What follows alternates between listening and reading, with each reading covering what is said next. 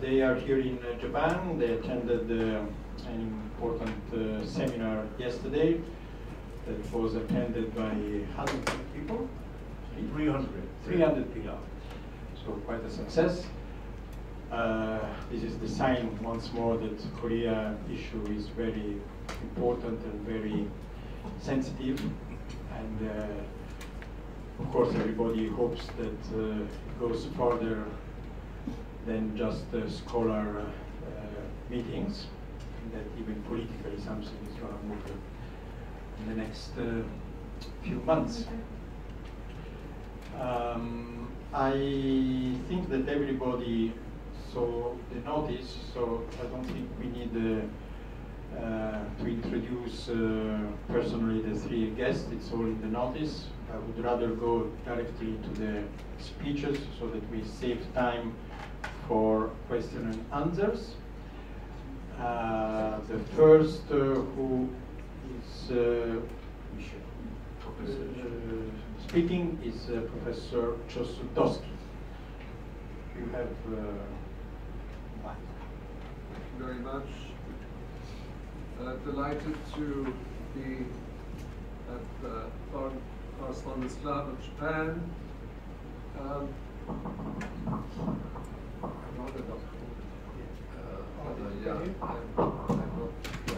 Is that close enough now? Yeah. But I mean, I think everybody can hear me. No, but we need to record. Yes. Oh. How's that now? Okay. Yes?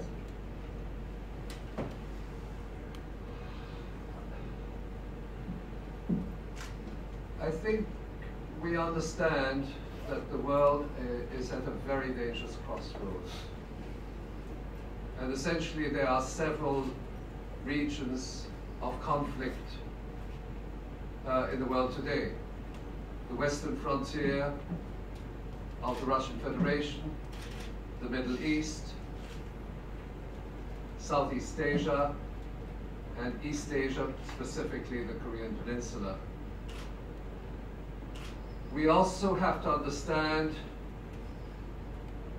the nature as well as the consequences of nuclear war. And I'd like to spend a few words, a few minutes on US military doctrine and the shift in US military doctrine from the Cold War era. It's very important. In 2001, under a document which is called the new US Posture Review, the Nuclear Posture Review, the concept of preemptive nuclear war was launched. And this replaced the notion of so-called deterrence, which was Cold War concept. And it was understood that the use of nuclear weapons would ultimately lead to the destruction of humanity, and it was called mutually assured destruction. Now that concept was scrapped totally in 2001 in the wake of the 9/11 attacks. It was a complete revamp in the way nuclear war was looked upon by US policymakers, but there was also two other concepts which are very important. First of all, a certain category of nuclear weapons, which are called tactical nuclear weapons, were recategorized in a decision of the US Senate in 2002. These are the so-called mini-nukes, which have an explosive capacity between 1/3 and 6 times a Hiroshima bomb. So we know what a Hiroshima bomb is. 1/3 and 6 times a Hiroshima bomb. These bombs were categorized as having a low explosive capacity, and they were then identified by scientists on contract to the Pentagon as, quote, harmless to the surrounding civilian population because the explosion is underground. I'm quoting textually from the document. Harmless to the surrounding civilian population because the explosion is underground. They were using bunker buster, the delivery method is bunker buster bombs. I can tell you that that notion is totally fabricated. It's a bit like removing the warning on a pack of cigarettes. What it says, these bombs, B-6111, B-6112, are peacemaking weapons. They are there not to kill people, but to protect people. And so the whole ideology changed, and in the wake of the Senate decision in 2002, they were recategorized as conventional weapons. Okay? Now, what I'd like to emphasize here is that there's a duality in the way you assess the weapons of the United States of America, their nuclear arsenal on the one hand, and the nuclear weapons of other countries, including North Korea. There's an asymmetry. And there's been a lot of endeavor on the part of US policymakers. It's also picked up by the media that ultimately we could go ahead, let's go ahead and use these. And then, of course, the notion of preemptive nuclear war is also a very dangerous concept, because it says, let's use nuclear weapons to defend ourselves. Preemptive means really transforming nuclear weapons into an instrument of self-defense. And that, in a sense, is also a diabolical concept. And in other words, this narrative is extremely dangerous. Now, the last notion, now I should say, those small mini-nukes can be deployed under the command of a 3-star general in the regional command structures. It does not require the approval of Donald Trump, God forbid, okay? No doubt it requires coordination with Strategic Command Headquarters in Nebraska. But what we have to understand is that the whole concepts have been manipulated. And in turn, what is happening is a duality in the way media reports, scientific reports, weapons inspectors analyze US capabilities versus, let's say, North Korean capabilities, okay? Where they're very different level. The United States has something like 7,000 nuclear bombs, half of which are deployed. It has enough nuclear weapons to blow up the planet several times. This is not an exaggeration. And what is now being obfuscated in military documents are the consequences of those of nuclear explosion. Nobody is talking about nuclear winter anymore. We've reviewed extensively the literature on nuclear weapons and its impacts, and literally we're talking about, as I say, the real possibility that this would lead to the destruction of humanity. And we're at a crossroads where errors can take place, where individuals such as Donald Trump don't have the foggiest idea of what a nuclear weapon is. But his scientists are receiving money for giving him the green light, so to speak. So that is the background. Now there's another concept which is even more dangerous. It's the notion, and it's a US concept, is the notion of a winnable nuclear war. Okay? Mutually assured destruction during the Cold War era, you can't win a nuclear war. Okay? So now they have devised, I won't get into the details, a very complex, from a technological point of view, billions and billions of dollars, of course, of defense expenditure. And that is really what we're looking at. Now, turning my attention to North Korea, we have to understand, if we're going to assess North Korea's response, that the United States has threatened North Korea with nuclear weapons for more than 60 years. Even before the onslaught of the Korean War, there were threats of nuclear weapons directed against North Korea. It's an active and permanent state of aggression, certainly since the signing of the armistice.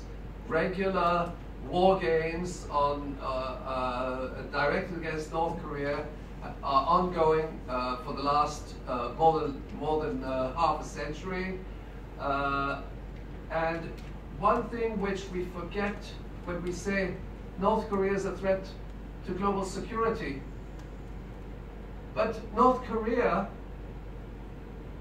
lost a quarter of its population during the US-led war. I quote General Curtis LeMay, over a period of 3 years or so, we killed off what? 20% of the population. We burned down every town in North Korea and South Korea too. Now, if that had happened to California or to Texas, there would certainly be a pretext for the United States saying they're a threat to our security. But in the mindset of North Koreans, there's not a single family in North Korea which hasn't lost a loved one during that war. And it was a deliberate process of destruction. And they knew it, and they were killing people. And in other words, for the United Nations Security Council to come up with this kind of assessment without a recognition of history, without a recognition of the millions of people who were killed in US-led wars, not only in Korea but in Indonesia, which was actually even acknowledged by when the documents were released, the CIA documents were released, and they said, if I recall correctly, they acknowledged that that 250,000 people had been killed as a result of a list of targeted assassinations. In fact, it was much larger. And the only observation that they actually made is to say we prefer the lower number. But they actually acknowledged the lower number of 250,000 people killed. And in other words, what is euphemistically called the post-war era is an era of perpetual warfare. And North Korea is ultimately being threatened for more than half a century. It has lost a quarter of its population. Its cities have been destroyed. His cities have been rebuilt and are now a model of urbanization. Its whole social services have been rebuilt, and under conditions which are horrendously difficult for this country, a regime of sanctions, of perpetual sanctions, and military presence in South Korea, U.S. military presence in South Korea. Now, I'd just like to make a small quote because we're in Japan, okay? And I'd like to quote President Harry Truman. And just to give you the cynical nature of U.S. foreign policy, the criminal nature of U.S. foreign policy in relation to Japan, and this is a historical document. And this is in his diary. We have discovered the most terrible bomb in the history of the world. This weapon is to be used against Japan. We will use it so that military objectives and soldiers and sailors are the target and not women and children. Even if the Japs are savages, ruthless, merciless, and fanatic, we as the leader of the world for the common welfare cannot drop this terrible bomb on the old capital or the new. The target will be a purely military one. It seems to be the most terrible thing ever discovered, but it can be made the most useful. President Harry Truman, July 25, 1945. That was a few weeks before Hiroshima. And then when we recall his famous statement, radio statement, which was made on August 9th, the day the second bomb was launched. And this is the concept that I call, this is the concept of what I would call collateral damage, at least from its outset. The world will note that the first atomic bomb was dropped on Hiroshima, a military base. That was because we wished in this first attack to avoid, insofar as possible, the killing of civilians, unquote. Everybody knew that Hiroshima was not a military base. And this kind of narrative historical narrative now is repeated in relation to the Korean Peninsula. I have a couple of other important things to mention. I think I still have 3 minutes. Two? Okay, two. Well, but yeah, you're a generous Italian. It's not for me, it's for the others. Yeah, of course. Now, there are two. South Korea is in a period of political transition. And there are two important initiatives which have to be dealt with. One is the Joint Forces Command, the OPCOM. It has to be annulled. That can be achieved.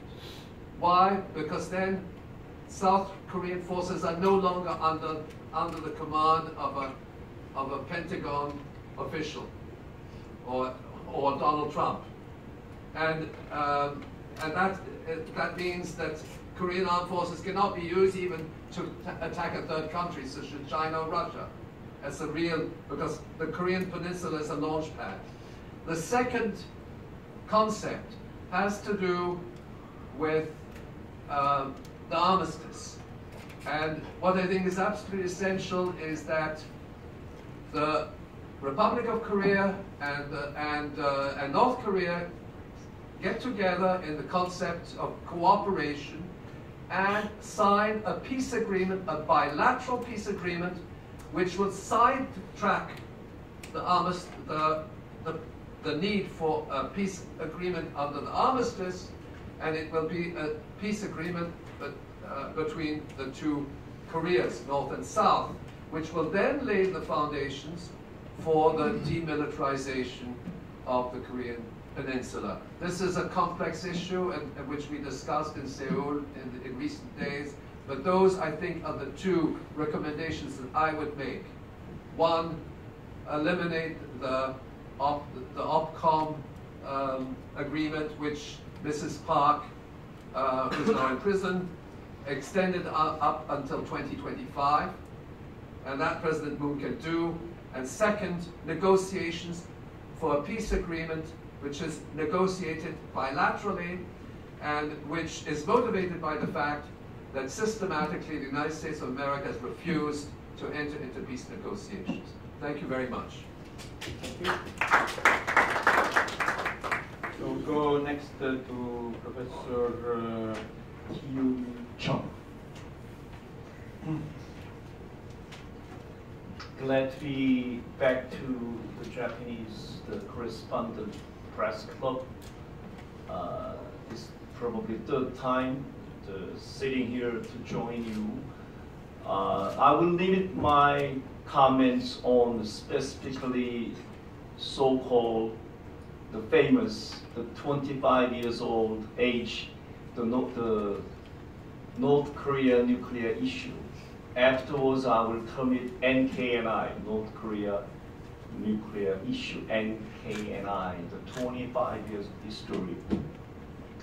You know, with regard to this NKNI issue, I often think that we live in a world like a caricature, or the fool's show, or the puppet show, the world, led by about 32,000, according to the mainstream media around the world, or the West dominated the mainstream media around the world, often called 32,000 mainstream media. In their views, in their description, in their talk about NKNI is very much, to me, like a fool's show or the puppet show. As Professor Chosudophsky just did share with us about the U.S. nuclear history, the history of U.S. nuclear weapons build-up, that's the real issue the world should look at, should care for. That's the real nuclear issue, which is the U.S. nuclear issue, which is USNI. But all of a sudden, the early 1990s, the NKNI, the North Korean nuclear has been, we say, manufactured. The issue of North Korea, so-called nuclear issue, has been created. And then the whole world, after the last 25 years, like as I said, it's a fool's show, or a puppet show, or like a caricature, the political caricature. What I'm trying to say, the North Korea, the whole Korean population, in 1950 and 1953 Korean War, the northern part of Korean population, around 9 to 10 million, the 1 out of 3, meaning the 1/3 population was wiped out from the Korean War.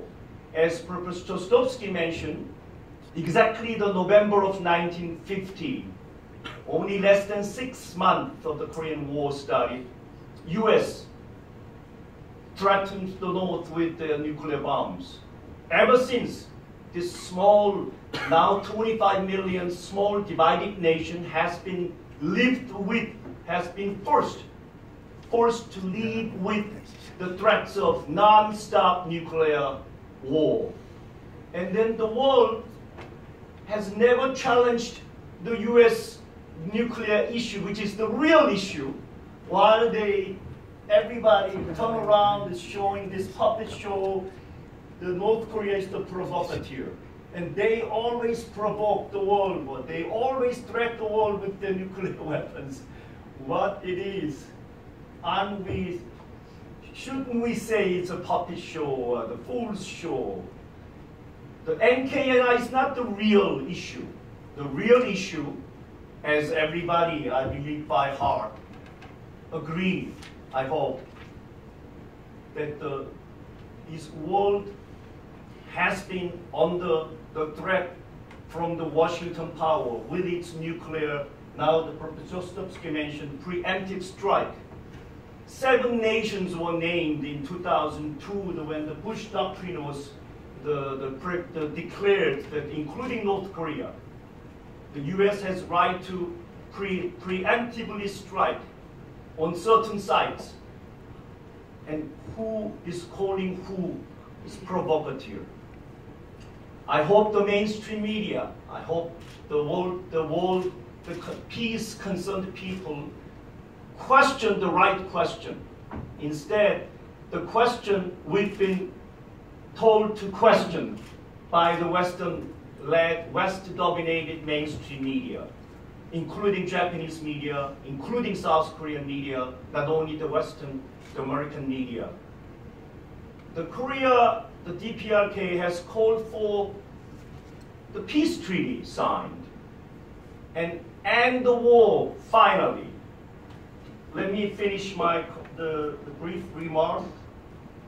The president of Russia, Vladimir Putin, on June 2nd this year from the St. Petersburg International Economic Forum, something is fundamentally changing in this so-called the manufactured NKNI show.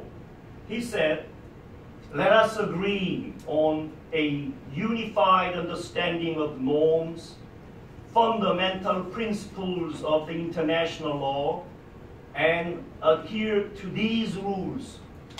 Because as long as there are none of these international law, as long as the rule of the strongest, the fifth law, is being implemented, we, the world, will encounter that we are now witnessing in North Korea, so-called NKNI, quote from the President Putin. The South Korean political figure, now very important figure in the government, Mr. Song Yong-gil, who was special envoy to Moscow last month by the new President Moon Jae-in of the Democratic Party, the 8th of June, about a few days ago, had a long interview with the Sputnik International. I assume you know about the South Korean division politics. You can never be able to say anything about, quote unquote, supportive of the DPRK, the nuclear posture call the parallel strategy to develop economy at the same time, the nuclear program, in order to defend themselves from the non-stop nuclear threats from the Washington power as a self-defense measure. The Mr. Song Yong-gil from Seoul, in his interview with the Sputnik, said, it's not strange that the North Korea, the DPRK, maintains their called parallel strategy, meaning, again, to develop economy and at the same time the nuclear program solely for the sake of their nation's survival from the non-stop 64 years old nuclear threat from the Washington power. Surprisingly, ladies and gentlemen, New York Times editorial, the op-ed, the article by former two U.S. high officials, Mr. James Dobbins and Jeffrey Honon, said, again, January 8, 2017, just a few days ago, the title is this. It's not my title or the Professor Chosudophsky or the Kim's title. It says, End the Korean War. Final. Many key important figures in the US government now do the same thing. There is only solution with regard to the North Korea nuclear issue, only solution to peacefully take care of these, as Professor Chosudophsky said, the war is at a crossroad, very dangerous at the moment, that can be solved by the signing, the peace treaty the DPRK government has called for 60-some years now. US is responsible to sign the peace treaty they promised in 1953, July 27, within next 3 months. They're supposed to sign the paper, but they have never signed the paper. Now, I hope, and everybody hopes, for the peace and security of the Korean Peninsula and the Northeast Asia and around the world, by signing the peace treaty, by removing the US troops from South Korea, according to this paper, the New York Times paper, by removing the US troops from South Korea, and by signing the peace treaty, the North Korean so-called NKNI can be peacefully resolved. Thank you. Thank you very much. Before starting the question and answer, Professor Kim Young-won. Thank you very much, ladies and gentlemen. My English is very poor. As mentioned, the foreign policy concept of the Russian Federation, approved by President Putin on 30 November 2016. The current priorities of Russian diplomacy in the Asian region are relation with China, India, Mongolia, Japan, North and South Korea. First, China. Second, India. Third, Mongolia. Fourth, Japan. Only fifth. 2 Koreas. But some concept from 2013, 4 years ago. Priority was China, India, North and South Korea, Japan and Mongolia. This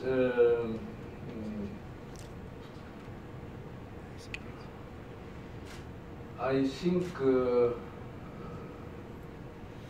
change place of Korean problem in priority of Russian policy in Asia connect with some problems of Korean Peninsula. The goals of Russian policy toward the Korean Peninsula are as follows. Russia interested in keeping traditionally friendly relations with the Democratic People's Republic of Korea and the Republic of Korea, will seek to reduce the level of confrontation and tensions on the Korean Peninsula and achieve reconciliation and development of inter-Korean cooperation through development of political dialogue. Russia has consistently been advocating the nuclearization of Korean Peninsula through the six-party talks. The Russian Federation will continue to make efforts in order to create a mechanism for maintaining peace and security in Northwest Asia, and will also take measures of expand economic cooperation in the region. Russia also considers that in assessing the present state of development of international relations, the position of two former administration of South Korea does not coincide with those of Russia, Shanghai Cooperation Organization, BRICS, and non-alignment movement members countries. South Korea has continued to carry out faithfully obligation of the military political alliance with the United States, and its evident example is deployment of THAAD in South Korea, which destroys power balance in the East Asia to force Russia and China to cope with it by strengthening their military force in Far East. Russia believes that security and cooperation in Northwest Asia are closely connected with security and peace on the Korean Peninsula. There can be no peace and security in Northwest Asia without peace and security on the Korean Peninsula, while peace and security on the Korean Peninsula cannot be realized without peace and security in Northwest Asia.